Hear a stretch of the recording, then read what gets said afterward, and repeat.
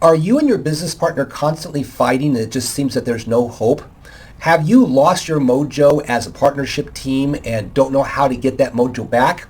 Kevin Weir, your action business coach, helping you achieve your business dreams. And if you're in a partnership and those things are going on, this video is for you. In this video, we're going to go ahead and look at the best ways that you can save your business partnership. And by the end of this video, you'll have an excellent game plan to get your business partnership back on track and going the right direction. Now, before we dive in, I'm going to make a couple of assumptions. I'm going to assume that if you're watching this, you're already in a business partnership, and there's a lot of people who say that, well, you should have never started a partnership. You should have gone on your own, or you should have done this, and that in a business partnership. I'm not addressing you because guess what? You're watching, you're already there. You've probably made mistakes starting the partnership. We're not going to go backwards. We're going to stay right here and said, we've got a problem in our business partnership. We need to figure a way out of this. No rear view mirror viewing, okay? So interesting statistic before we get started. According to a recent survey presented on the Kate DeJong podcast, 70% of all U.S. business partnerships fail. Why do you think that's the case?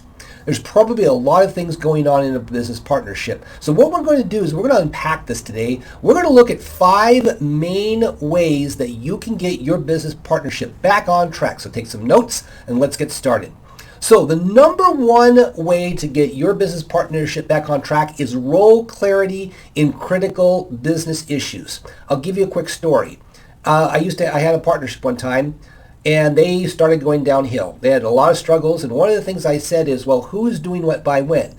And their response is, well, we've just kind of been figuring it out as we go along. He does something, I do something, and we just kind of intermix. Well, what was happening is that there was not documented job descriptions that either one have. Well, they were partners, so they just kind of figured it out as they went along. That's bad juju. So what you need to do is you need to create your own business partnership job description. If both of you are going to be operators in this business, each one of you needs to have a job description.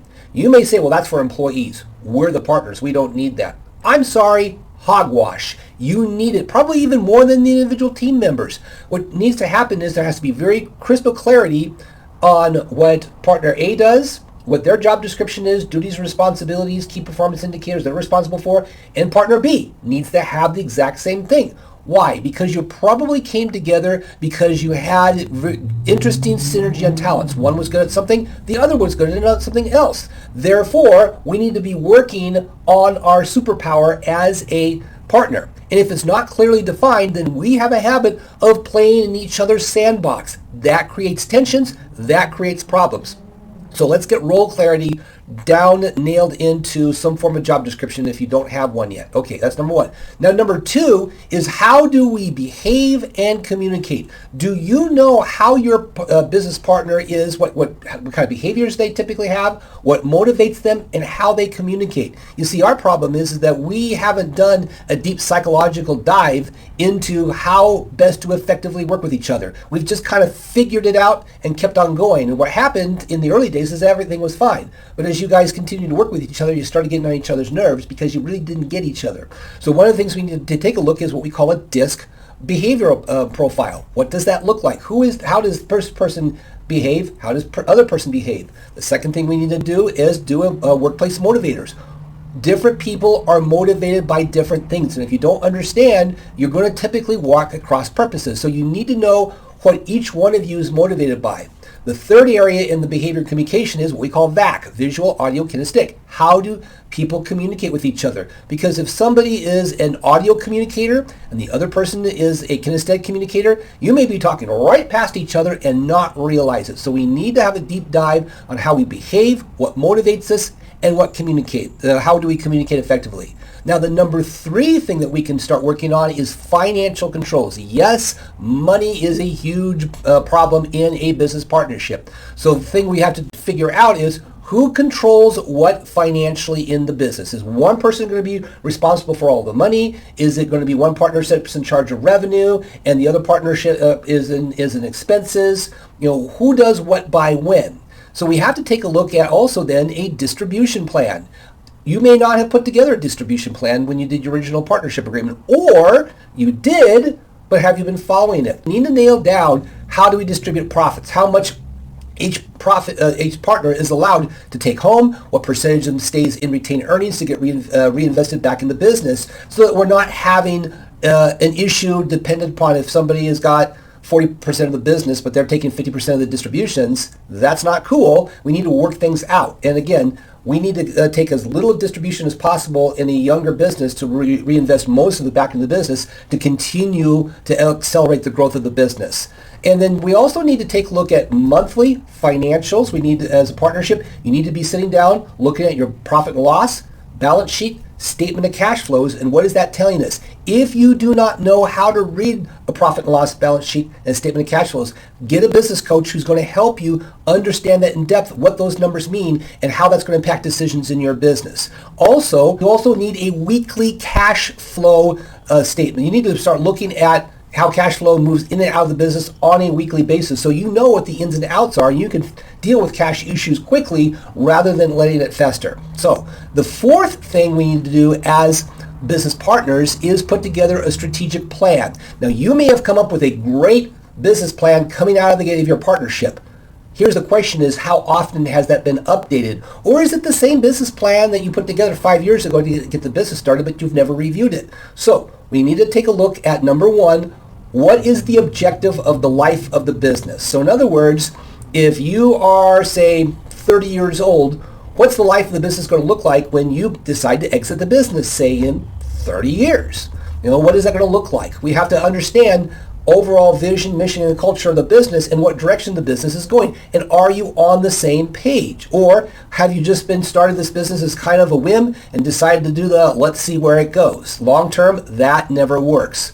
So then we have to take a look at, okay, what's our priorities for the next 3 to 5 years? What does that look like?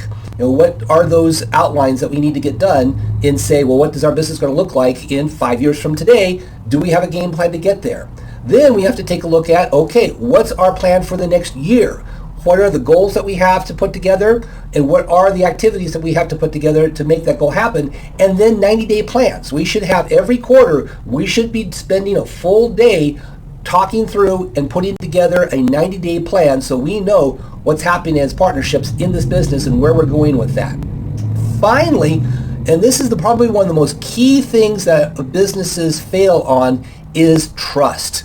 You might have had developed great trust when you started as partners, but somewhere along the way, trust eroded. Whether that is on a communication failure or a hiring failure or a marketing failure or something went wrong. Can you get that trust back on track? One of the greatest business books out there today is Patrick Lencioni's 5 Dysfunctions of a Team. And what he talks about is the base of any team is trust. And what are you doing to build that trust or recover from broken trust and reinforce that so you guys can stay on track with each other? First thing is you have to basically learn to be open and honest with each other. Secrets kept are basically things that destroy businesses. So you have to be open and honest. Financially, where are we at? Emotionally, where are we at? What are you thinking about where the business is going?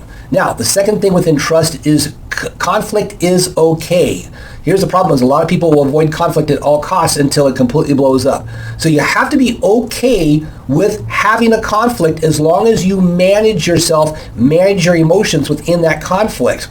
And then you have to then work at resolving those differences you have. I've seen too many business partners get in a big argument, walk away, and then they never resolve the issue. They just kind of pretend that nothing happened. They swept it under the rug and they kept going. And guess what? That's going to fester and fester and fester until it completely blows up. So if you are in a business partnership and this video resonated with you and you said, oh boy, we're going to need somebody to navigate our way through keeping our business partnership going, click the link below. That's going to allow you and me to work for free. My services for 2 weeks to figure out what we need to do as a partnership. And if you need ongoing coaching, we'll see what that looks like in your case. But take advantage of this now. You don't want to lose a great partnership because of things that can be repaired, but you haven't done it. Let's talk. I want to see you out there be a successful partnership.